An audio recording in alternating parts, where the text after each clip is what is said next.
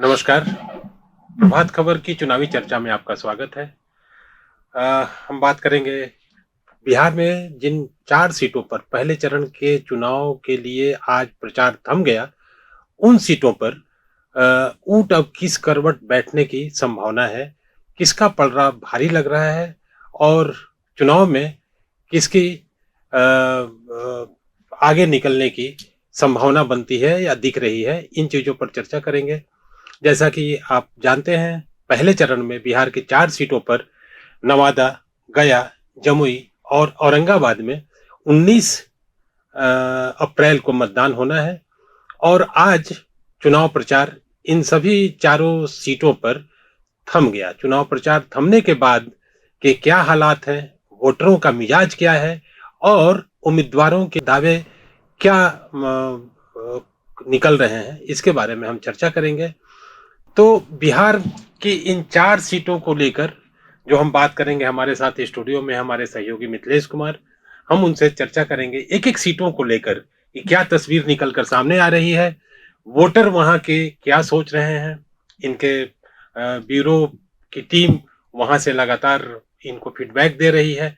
तो इन मसलों पर हम बात करेंगे। मिथिलेश जी, आपका स्वागत है। जी, नमस्ते।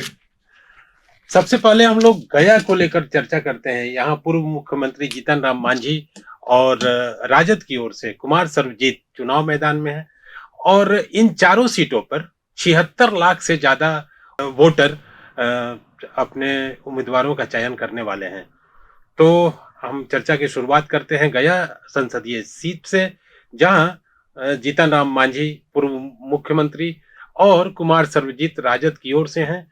और कितने उम्मीदवार हैं और मुकाबले का क्या कोई त्रिकोण भी है या मुकाबले में कोई और चौथा प्रत्याशी भी है या आमने सामने की टक्कर है? तो मिथिलेश जी, गया के बारे में आप बताएं। हाँ, जैसा जानते हैं कि अब से 48 घंटे के बाद चुनाव शुरू हो जाएगा। 48 मतलब आज चुनाव का शोर खत्म हो गया जी। कल जनसंपर्क अभियान होगा और परसों यानी शुक्रवार की सुबह मतदान शुरू हो जाएगा। गया में मुख्यतः जो मुकाबला है वो जीतन राम मांझी, जो एनडीए के उम्मीदवार हैं, हम पार्टी के अध्यक्ष भी हैं, राज्य के पूर्व मुख्यमंत्री हैं, उनका सीधा मुकाबला राजद के कुमार सर्वजीत से हो रहा है। कुमार सर्वजीत राजद के युवा नेता हैं और अभी पिछले दिनों जो सरकार थी राजद और जेडीयू कांग्रेस महागठबंधन की, उसमें वो कृषि मंत्री थे। तो सीधा मुकाबला है और आमने सामने का मुकाबला है।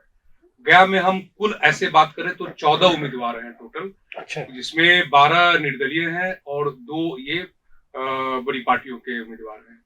वोटर की हम बात करें तो वहां 18,16,000 से अधिक वोटर हैं, जो करीब 2,000 मतदान केंद्रों पर अपने मताधिकार का प्रयोग करने वाले हैं। इनमें महिला जो वोटर है वो करीब 8,72,000 है और पुरुष जो वोटर है, मेल वोटर, वो 9,44,000 के करीब है। तो ये सीन बन रही है। गया का तापमान ऐसे भी राज्य में थोड़ा चढ़ा हुआ होता है और 19 तारीख की जो संभावना, उम्मीद जो है, मौसम विभाग जो संभावना जता रहा है, वो और भी थोड़ी गर्मी बढ़ी रहेगी। ये स्थिति है। तो आमतौर पर ये कहा जाता है कि महिलाओं का एक खास रुझान उभर कर सामने आता रहा है पिछले के चुनाव में।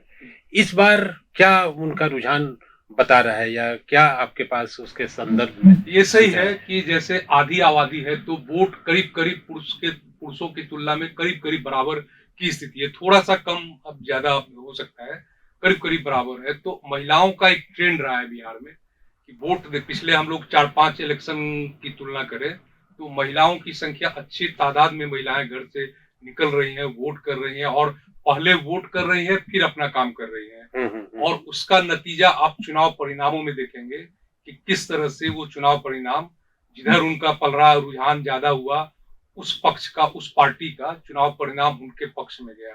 तो इस बार भी महिलाएं घर से निकलेंगी। चुनाव आयोग हो, खुद हम लोग प्रभात खबर की टीम, हम लोग मतदाता जागरूकता अभियान को आगे बढ़ा रहे हैं। स्कूल, कॉलेज, मोहल्ले में जाकर लोगों से वोट करने की अपील कर रहे हैं।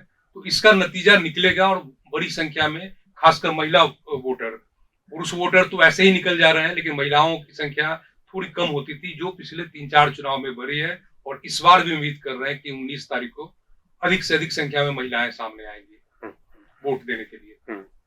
अब हम नवादा चलते हैं। जी जी नवादा में दिलचस्प मुकाबला है डॉक्टर जी, की त्रिकोणीय मुकाबले की संभावना भी दिख रही है वहाँ। हाँ जी जी, तो इसके बारे में आप थोड़ा विस्तार से हमारे दर्शकों को बताएं कि नवादा में क्या तस्वीर उभर रही है। अब चूंकि वहाँ पूर्व केंद्रीय मंत्री डॉक्टर सीपी ठाकुर के पुत्र विवेक ठाकुर एनडीए की ओर से हैं, बीजेपी के प्रत्याशी हैं, और श्रवण कुशवाहा वो राजद से उम्मीदवार बनाए गए हैं। और एक और कोण उभर कर आया है जिसके बारे में मिथिलेश जी आप विस्तार से बताएं। जी, नवादा पहले चरण का नवादा एक ऐसा सीट है जहां त्रिकोणीय मुकाबले के पूरी तरह, अब जो जैसे जैसे हम लोग चुनाव के करीब जाते दिख रहे हैं वैसा सीन अब तो कुछ घंटे रह गए, कुछ घंटे रह गए हैं। पहला कौन है? विवेक ठाकुर, जो एनडीए के उम्मीदवार हैं। वो राज्यसभा के सदस्य हैं, पूर्व केंद्रीय मंत्री डॉक्टर सीपी ठाकुर के बेटे हैं, जैसा कि आपने बताया। और उन्हें इस बार भाजपा ने, भारतीय जनता पार्टी ने पहली बार लोकसभा के चुनाव में उम्मीदवार बनाया है। उनके सामने जो है राजद ने एक नया प्रयोग किया, श्रवण कुशवाहा को उम्मीदवार बनाया। श्रवण कुशवाहा राजद के नेता हैं और वो पहले मुखिया वगैरह भी थे, और पार्टी ने उनपे भरोसा जताया है और उनको लोकसभा चुनाव का उम्मीदवार महागठबंधन का बनाया है। जी। तीसरा कौन जो उभर रहा है, उस इलाके में राजवल्लभ यादव, जो फिलहाल अभी जेल में बंद है किसी गंभीर आपराधिक मामले में, उनका एक परिवार है। उनके भाई विनोद यादव, जो निर्दलीय आरजेडी से बगावत करके वो निर्दलीय उम्मीदवार हुए हैं, तो उनके पक्ष में उनके भतीजे हैं, एमएलसी हैं, और जो 2 विधायक हैं राजद के, वो उनके पक्ष में घूम रहे हैं।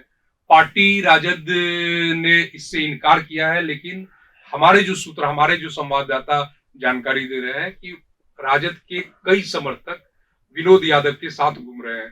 तो अब आने वाले कुछ घंटों में और स्थिति क्लियर हो जाएगी कि वहां त्रिकोणीय संघर्ष जो मतलब किस लेवल पर, किस स्तर पर पहुंच रहा है त्रिकोणीय संघर्ष। जी जी, ये तो स्थिति है नवादा की। हम्म। और वोटर की बात करें, कुल उम्मीदवार ऐसे वहां 8 हैं, जिसमें 3 ये उम्मीदवार हो गए और 5 निर्दलीय उम्मीदवार हैं।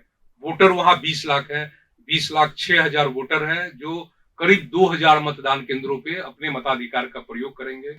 इनमें पुरुष वोटर जो है 10,43,000 है, और महिलाओं की संख्या जो है वो 9,62,000 के करीब है।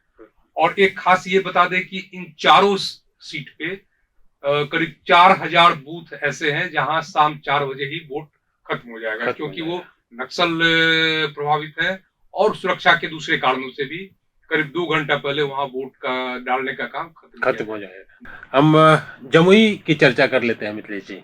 जमुई भी काफी इंटरेस्टिंग सीट है, और वहां से बीजेपी ने जो सीट दी थी वो लोजपा रामविलास की पार्टी को, और लोजपा ने अरुण भारती को अपना उम्मीदवार बनाया है, और राजद ने अर्चना रविदास को।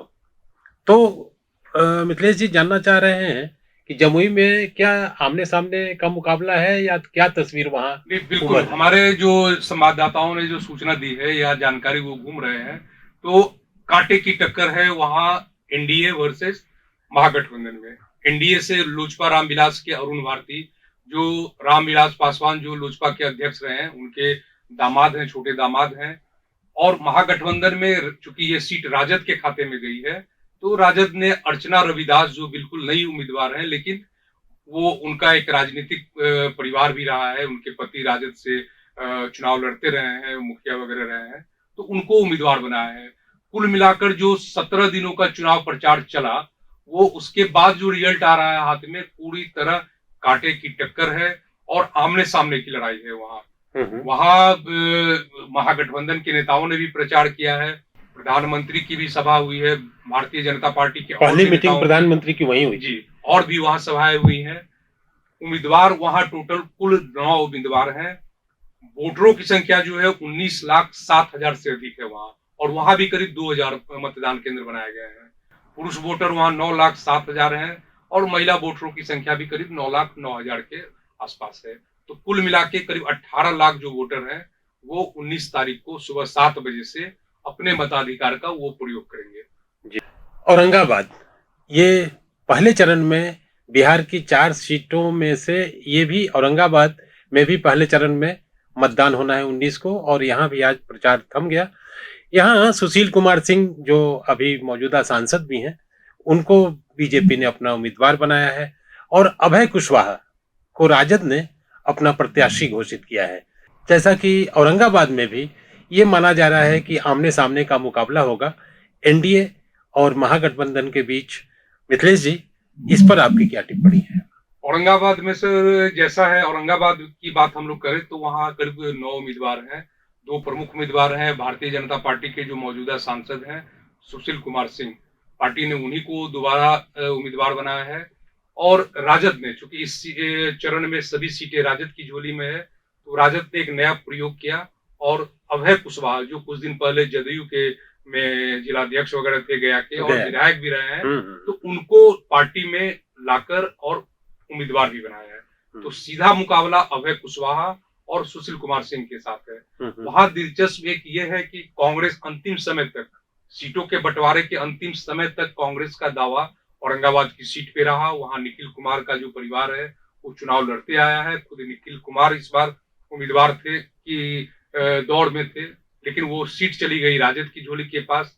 तो मुकाबला यहाँ दिलचस्प और इसलिए दिख रहा है कि निखिल कुमार के जो समर्थक हैं या कांग्रेस के वोटर हैं वो किस ओर जाएंगे, वो राजद को समर्थन देंगे या फिर तटस्थ रहेंगे। चुनाव परिणाम पर इस बात का भी काफी निर्भर करेगा वो किधर जाते हैं। जी, वहां भी 18,71,000 करीब वोटर हैं, जिसमें महिला वोटरों की जो संख्या है 8,93,000 यानी 9 लाख के करीब है, और पुरुष जो वोटर है मतदाता वो 9,77,000 के करीब है।